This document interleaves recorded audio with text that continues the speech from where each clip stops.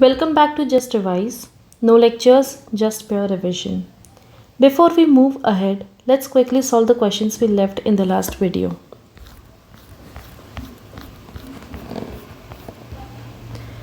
With reference to Earth's atmosphere, which one of the following statement is correct? The total amount of insolation received at the equator is roughly about 10 times that received at the poles. Infrared rays constitute roughly two-thirds of insolation. Infrared waves are largely absorbed by water vapor that is concentrated in the lower atmosphere. Infrared waves are a part of the visible spectrum of electromagnetic waves or solar radiation. ठीक है, तो A and B are wrong. ठीक है, एक तो ये numerically है लिखा हुआ यहाँ पर 10 टाइम्स, तो you can't be very specific about these things. ठीक है, और डी वाले में देखिए क्या लिखा है, विजिबल स्पेक्ट्रम में. तो जो इलेक्ट्रोमैग्नेटिक का जो हमने पढ़ा था स्पेक्ट्रम, उसमें देखिए विजिबल स्पेक्ट्रम सिर्फ ये एक हिस्सा है. ठीक है, वो कह रहा है वो इसका हिस्सा है. You getting me? Infrared waves is a different thing. जो इधर लिखा है ये कह रहा है कि विजिबल वाले का हिस्सा है, ऐसा कुछ भी नहीं है. तो answer C is correct. Infrared waves are largely absorbed by water vapor that is concentrated in the lower atmosphere. Consider the following statements. The troposphere is the lowest layer of the atmosphere. The stratosphere contains the ozone layer. Temperature increases with the altitude in mesosphere. ठीक है, ये तीनों points हमने discuss कर रखे हैं. Answer is A, 1 and 2 only. Which of the following layers of the atmosphere is characterized by a decrease in temperature with altitude and contains the majority of Earth's weather system? Answer is C, troposphere. Next question. Which of the following electromagnetic waves has the longest wavelength? Very direct question. Answer is radio waves. ठीक है, arrange them as per increasing frequency. ठीक है, direct question, totally fact based हमने पढ़ रखा है. Answer is A, that is 3, 1, 2, 4. ठीक है, that's it. Let's move to our today's topic.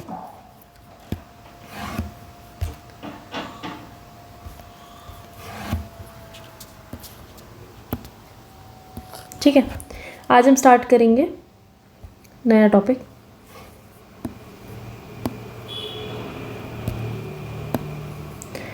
Okay, so let's begin.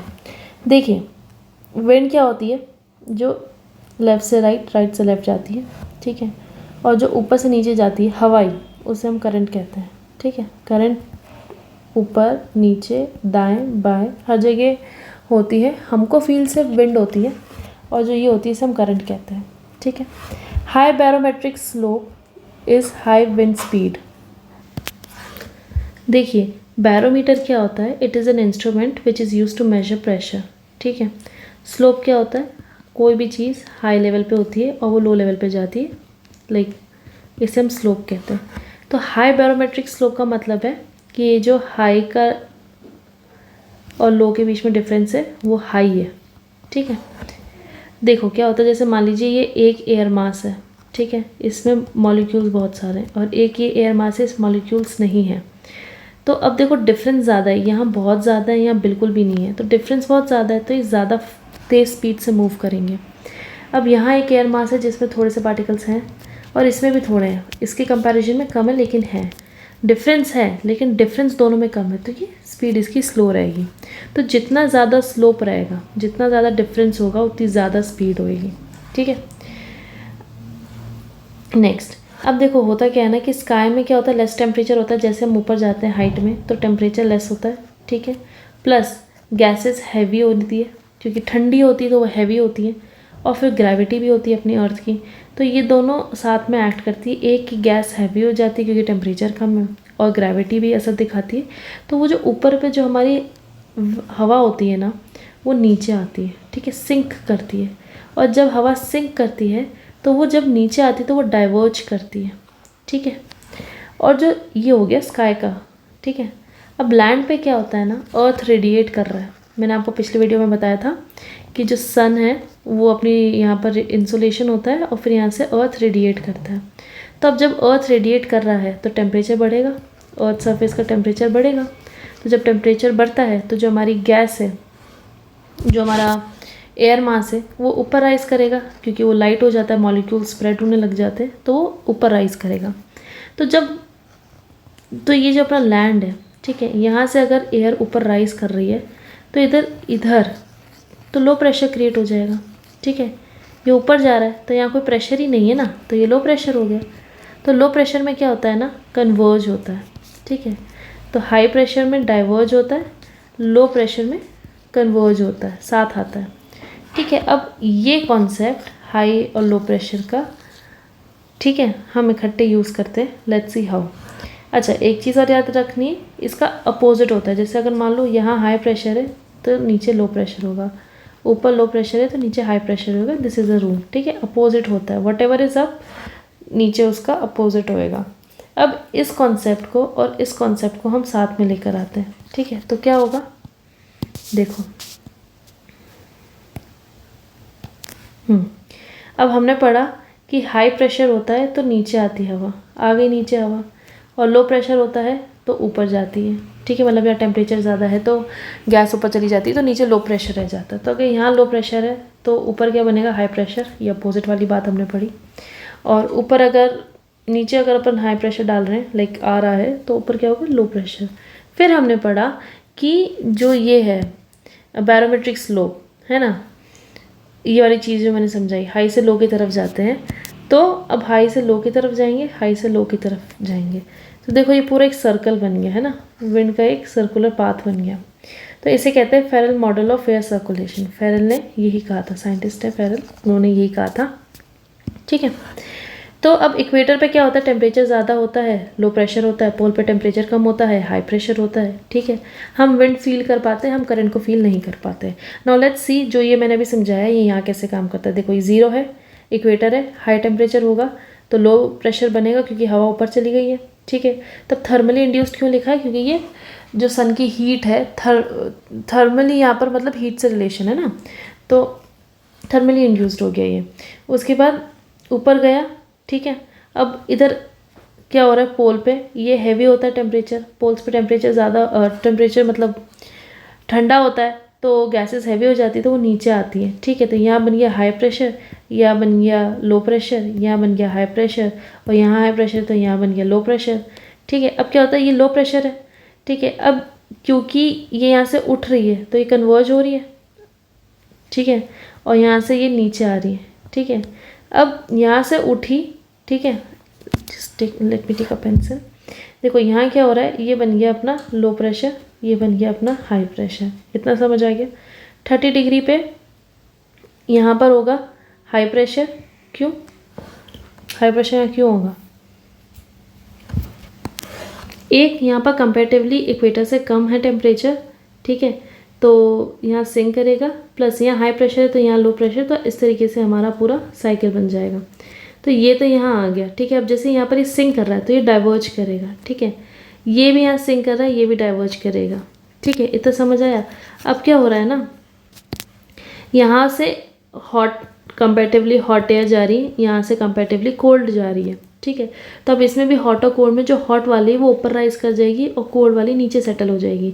तो डायनेमिकली इंड्यूस्ड है, ठीक है। ये कोई हीट से नहीं हुआ, ये इसमें देखा गया कि फ्रंट पे कि कौन ज़्यादा हल्का है कौन ज़्यादा भारी, तो उसके हिसाब से ये रेंज हो गया अपने आप में, ठीक है।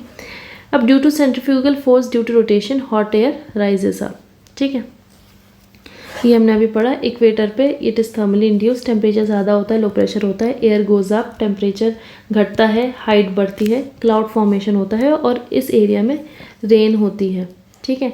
क्लाउडी स्काई रहता है, इंस्टेबिलिटी रहती है, रेनफॉल रहती है। वेयर एज 60 डिग्री पे डायनेमिकली इंड्यूस्ड होता है, इधर भी क्लाउडी स्काई, इंस्टेबिलिटी, रेनफॉल होती है। क्यों, क्योंकि यहाँ पर भी तो ऊपर जा रहा है, गर्म हवा ऊपर जा रही है, फिर क्लाउड्स बनेंगे और फिर रेनफॉल होएगी, ठीक है। 90 डिग्री और 30 डिग्री पे इट्स हाई प्रेशर, सिंक करता है, there is no cloud, stable है सब कुछ, नो रेनफॉल, मैक्सिमम डेजर्ट्स इसी एरिया में होंगे, ठीक है। और ये कोल्ड एरिया होता है। Next is isobar, constant pressure. Isobar होता क्या है कि कोई सा भी पैच, ठीक है, जहाँ पर कांस्टेंट आपको प्रेशर मिल रहा है उसे हम आइसोबार कहेंगे, ठीक है।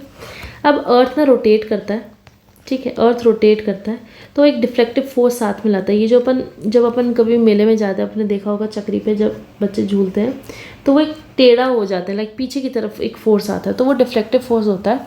और इस फोर्स को ढूंढा ही कोरियोलिसिस करके एक साइंटिस्ट ने था, तो इसलिए इसका नाम हो गया कोरियोलिसिस फोर्स, ठीक है, इसमें क्या होता है, विंड डायरेक्शन चेंज हो जाती है। ठीक है, अब जब इधर बात हुई थी, ठीक है, हम इसमें देख रहे हैं कि जब अर्थ का रोटेशन कंसिडर नहीं कर रहे हैं, हम सोच रहे हैं कि जो अर्थ है हमारी वो बिल्कुल सीधी है, कोई रोटेशन नहीं हो रहा है इसमें।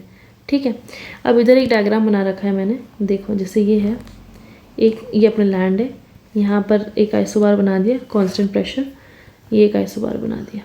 ठीक है, there is a pressure like जैसे यहाँ पर 100 है और यहाँ 50 है। ठीक है, अब मैंने कंसिडर किया देयर इज़ नो अर्थ का रोटेशन। ठीक है, अब ये है बैरोमेट्रिक स्लोप, एक से दूसरी जगह तक जाएंगे। ठीक है, और ये आइसोबार है, दिस इज आइसोबार, और इसमें अब हवा कहाँ से कहाँ जाएगी, हाई से लो, यहाँ से यहाँ जाएगी। ठीक है, तो ये हो गया हमारा बैरोमेट्रिक स्लोप। ठीक है, अभी क्या कह रहा है, अर्थ रोटेशन नहीं है, तो barometric slope is perpendicular to isobar, very obvious, ये दिख रहा होगा, ये परपेंडिकुलर है। अब barometric slope is what, it's just कि आपकी विंड इधर से इधर ट्रैवल कर रही है। ठीक है, तो wind is perpendicular to isobar, ये भी हो रहा है। Pressure gradient is perpendicular to isobar, pressure gradient क्या है, ये इधर डिफरेंस। ठीक है, pressure gradient is perpendicular to wind, है ऐसा ही। ठीक है, अब इसमें क्या है, हमने कंसिडर नहीं किया अर्थ का रोटेशन। अब जब आप अर्थ का रोटेशन करोगे तो मतलब क्या है, अर्थ का रोटेशन मतलब एक फोर्स आएगा जिससे आपकी जो विंड की डायरेक्शन है वो थोड़ी टिल्ट हो जाएगी, थोड़ी बेंट हो जाएगी। तो ये क्या हो जाएगी, ये ऐसे हो जाएगी। ठीक है, ऐसे हो सकती है या ऐसे हो सकती है। तो अब परपेंडिकुलर वाली जो हमने यहाँ पढ़ा, परपेंडिकुलर वाली चीज़ वो तो हो ही नहीं सकती है। ठीक है, मैक्सिमम क्या हो सकता है कि जो प्रेशर ग्रेडियंट है वो परपेंडिकुलर हो सकता है आइसोबार के, कि the difference is pressure gradient की, है ना, वो हो सकता है परपेंडिकुलर, बाकी सब तो परपेंडिकुलर नहीं रहेगा क्योंकि विंड होएगी, फोर्स लगेगा, तो विंड सीधी सीधी तो नहीं चलती है, टेढ़ी टेढ़ी होती है इधर उधर। ठीक है, तो ठीक है, अगर हम रोटेशन कंसिडर करते हैं तो पोल पे मैक्सिमम कोलिसिस फोर्स लगता है और इक्वेटर पे 0 लगता है। ठीक है, तो फेरेल्स लॉ क्या कहता है कि ये जो Coriolis, I am not able to pronounce this correctly, Coriolis force. Okay, तो जो फेरेल्स लॉ है ना, इसने कहा कि जो कोरियोलिस फोर्स जो है, नॉर्थ में ये ऑब्जेक्ट की राइट की तरफ टर्न करवाता है और जो साउथ में ये ऑब्जेक्ट की लेफ्ट की तरफ टर्न कराता है। Now let me explain how. ये हमारा अर्थ है, ठीक है, ये हमारा इक्वेटर है। ठीक है, अब एक मैं यहाँ ऑब्जेक्ट रख देती हूँ, ठीक है, और एक ऑब्जेक्ट मैं यहाँ रख देती हूँ। ये नॉर्थ में हो गया और ये साउथ में हो गया। इक्वेटर से कोई ऑब्जेक्ट सीधा जाना चाहिए था, ठीक है, बट क्योंकि रोटेशन हो रहा है, ठीक है, तो ये ऑब्जेक्ट के राइट में जाएगा। ठीक है, तो ये ऑब्जेक्ट है, ऑब्जेक्ट का राइट क्या है, ये है, तो ये जो फोर्स है वो यहाँ जाएगा। ठीक है, अब ऑब्जेक्ट यहाँ पड़ा है, इसको यहाँ से यहाँ जाना है। अब ये कहाँ जाएगा, ऑब्जेक्ट के लेफ्ट के टूवर्ड्स टर्न करेगा। तो ऑब्जेक्ट का राइट और लेफ्ट देखेंगे, राइट और लेफ्ट, तो ये लेफ़्ट की तरफ मूव करेगा। ठीक है, गॉट इट। ये मैंने सिर्फ समझाने के हिसाब से किया है, बाकी it works differently. I will tell you how, like जो हम आगे पढ़ने वाले हैं वो मैं आप उसी की तरह समझा देती हूँ। Just give me a second. होता क्या है कि यहाँ पर इक्वेटर पे आता है आपका लो प्रेशर। ठीक है, क्यों लो प्रेशर क्यों होता है, क्योंकि आपका टेम्परेचर ज़्यादा होता है तो वो हवा ऊपर चली जाती है, तो इधर लो प्रेशर हो जाता है, यहाँ हो जाता है हाई प्रेशर। ठीक है, हाई प्रेशर। अब क्या होता है, हाई प्रेशर से लो प्रेशर की तरफ चीज़ें मूव करेगी। जो मैंने पहले समझाया था वो उल्टा समझाया था, ठीक है, अब मैं वही समझा रही हूँ जो रिक्वायर्ड है। तो अब हाई प्रेशर से लो प्रेशर की तरफ जाएगी चीज़, तो अब यहाँ हम कहाँ पर है, साउथ में, तो ये ऑब्जेक्ट के लेफ़्ट के टूवर्ड्स मूव करेगी, और हम नॉर्थ में है तो ये राइट की तरफ मूव करेगी। आगे एक डायग्राम है उसमें और अच्छे से समझाएंगे आपको। ठीक है, next easterly winds, trade winds, इसका देखते हैं अब क्या कॉन्सेप्ट है। ये रहा जो मैं आपको समझा रही थी कि ये हाई प्रेशर है, ये लो प्रेशर है। अब हाई से लो जाना है, ठीक है, तो ये चली गई यहाँ पर और ये यहाँ पर। ठीक है, ये लेफ़्ट की साइड मुड़ गई, वो राइट की साइड मुड़ गई। ईस्टर्ली विंड्स, ट्रेड विंड्स, ठीक है। अब ट्रेड विंड्स का यहाँ कोई रिलेशन नहीं है with the economical term trade. ठीक है, ट्रेड का मतलब यहाँ पर है सेम डायरेक्शन में। देखो ये दोनों सेम डायरेक्शन में, एक ही डायरेक्शन की बात हो रही है। ठीक है, अब इसमें क्या होता है, जब भी ये पास होती हैं तो देखो एक्चुअली में होता क्या है ना कि जैसे ये कॉन्टिनेंट है, ठीक है, यहाँ से हवा आ रही है, ठीक है, और यहाँ पानी है, समुंदर है, तो ये जो हवा है ना ये इधर से पानी उठाती है और यहाँ पर रेनफॉल कर देती है। तो ऑफकोर्स ये बात है, जब ये हवा इधर होगी तो रेनफॉल करेगी, थोड़े टाइम बाद वो वाटर वेपर ख़त्म हो जाएगा तो यहाँ पर थोड़ी कम बारिश करेगी, तो यहाँ फॉरेस्ट मिलेंगे, यहाँ ग्रासलैंड मिल जाएगी, और यहाँ पूरा ही पानी ख़त्म हो जाता है, water vapour in the air, तो यहाँ पर डेजर्ट्स देखने को मिलते हैं। ठीक है, अगर हमारी जो विंड की डायरेक्शन है is from west to east, ठीक है, अगर यही हमारी डायरेक्शन उल्टी कर दें हम, ठीक है, यही डायरेक्शन हम उल्टी कर दें, यहाँ से आ रही है, तो क्या होगा, यहाँ पहले बारिश होएगी खूब, यहाँ ग्रासलैंड होएगी और यहाँ डेजर्ट जैसी कंडीशंस हो जाएगी अगर हमारी ईस्ट से आ रही है तो हमने क्या समझा कि अगर कोई ईस्ट डायरेक्शन से हमारे पास अगर हवा आ रही है तो वो कॉन्टिनेंट के ईस्ट में तो बारिश दे रही है, ठीक है, और कॉन्टिनेंट के वेस्ट पे वो डेजर्ट दे रही है, और वहीं वेस्टर्ली के लिए क्या हो जाएगा, वो उल्टा हो जाएगा। आया समझ में? तो ये था अपना कॉन्सेप्ट। ठीक है, ईस्टर्ली विंड्स ट्रेड विंड्स होती हैं, ये 0 से लेकर 30 डिग्री नॉर्थ एंड साउथ चलती है, ये 0 डिग्री, ये 30 डिग्री, ये नॉर्थ हो गया और ये साउथ हो गया। ठीक है, ये इसकी बात हो रही है। इट्स अ सर्कल, दिख नहीं रहा होगा, वो स्कैन करते टाइम हुआ नहीं। ठीक है, तो ये लिखा है rainfall in the east of continent, grassland mid में और डेजर्ट वेस्ट ऑफ कॉन्टिनेंट में होएगा। ठीक है, अब कभी भी लैंड से ओशन में हवा जाती तो उसे ऑफशोर कहते हैं, और कभी वाटर से लैंड की तरफ हवा आती है तो उसे ऑन शोर कहते हैं। ठीक है, या आ रहे हैं या कुछ भी, हम जा रहे हैं ऑफ शोर या ऑन शोर करके कुछ भी कह सकते हैं उसे। ठीक है, वेस्टर्ली विंड्स जो होती है वो 30 डिग्री से 60 डिग्री के बीच में, ये रहा इधर की बात हो रही है, ये वेस्टर्ली विंड्स है। ठीक है, रेनफॉल इसमें वेस्ट ऑफ कॉन्टिनेंट होती है, डेजर्ट ईस्ट ऑफ कॉन्टिनेंट होता है, मैंने आपको ये समझा दिया है। ठीक है, अब ये जो पड़ता है ना 0 से 30 वाला, ये पड़ता है हेडलेस सेल के अंदर। ठीक है, और ये देखो ये 0 से 30 वाला हेडलेस सेल था, और 0 से 30 में ही हमारी ईस्टर्ली विंड्स चल रही हैं। ठीक है, तो ये हेडलेस सेल का पार्ट हो गया, ये फेरल सेल का पार्ट हो गया। ठीक है, और ये पोलर सेल हो गया। ठीक है, कि यहाँ पोलर एरिया है तो।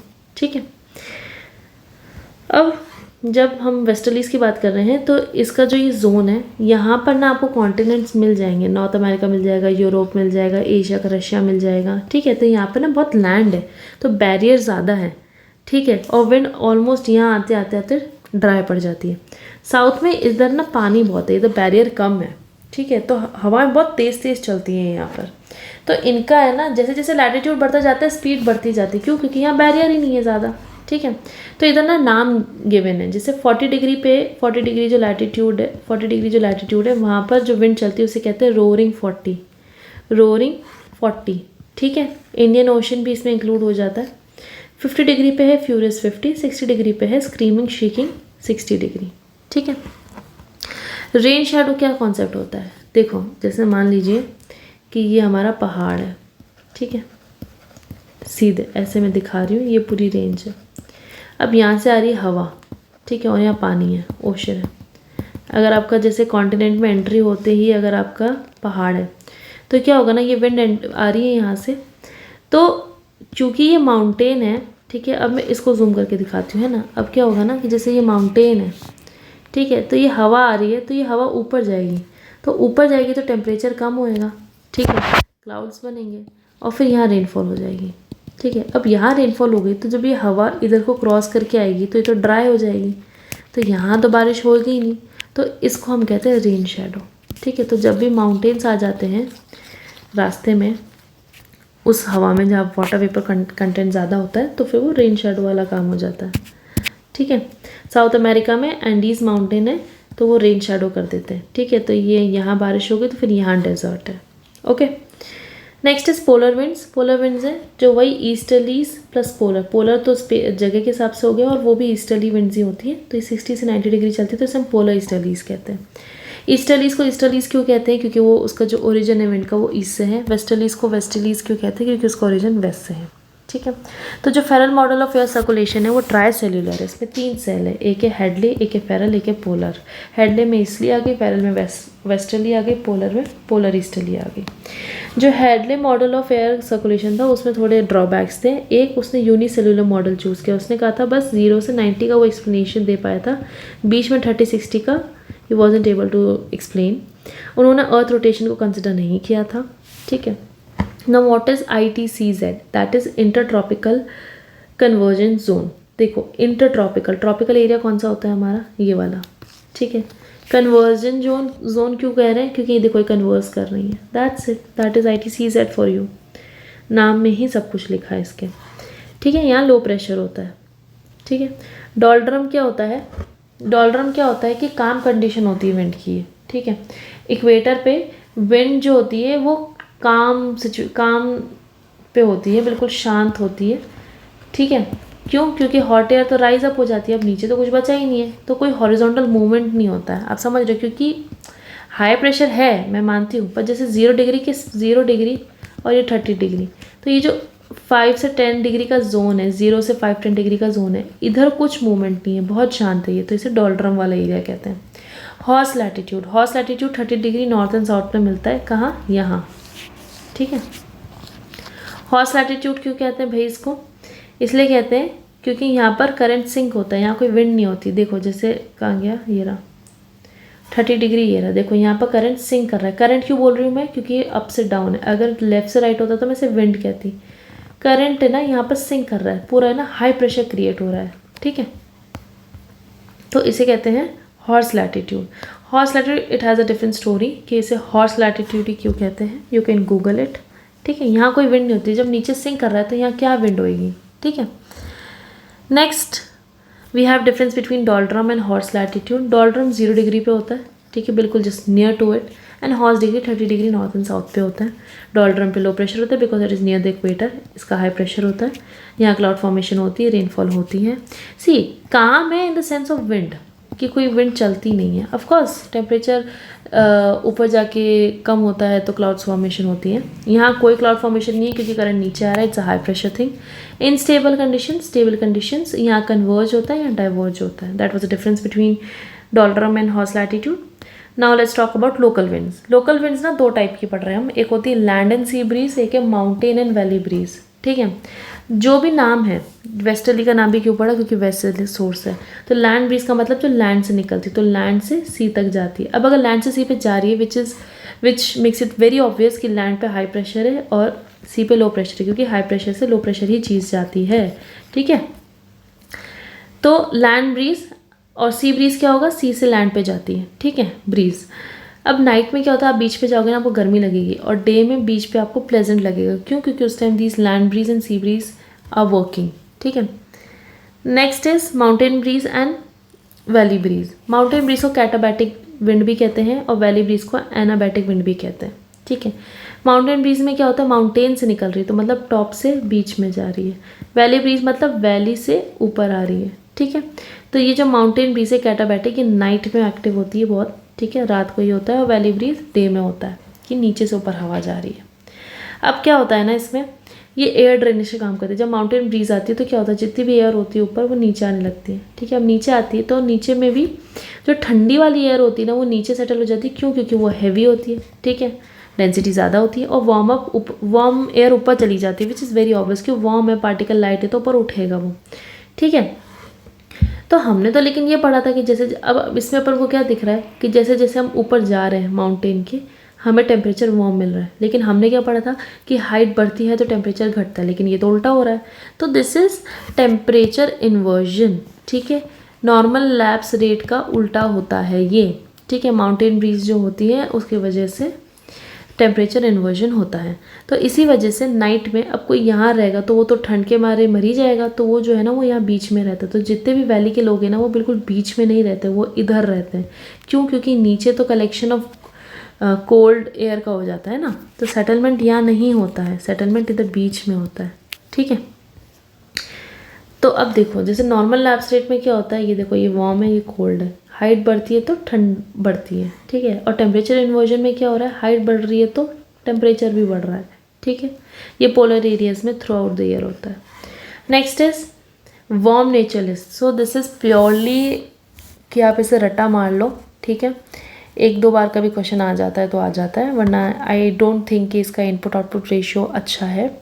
वार्म नेचर लिस्ट है और कोल्ड विंड लिस्ट भी है, जिसे चिनूक यूएसए की, नॉर्थ अमेरिका में इसे स्नो ईटर भी कहते हैं, फोन स्विट्ज़रलैंड में, यूरोप में, सेंटा एना कैलिफोर्निया यूएसए में, ब्लैक रोलर यूएसए में, सिरोको अल्जीरिया में, ब्लड रेन भी कहते हैं इसको, ठीक है।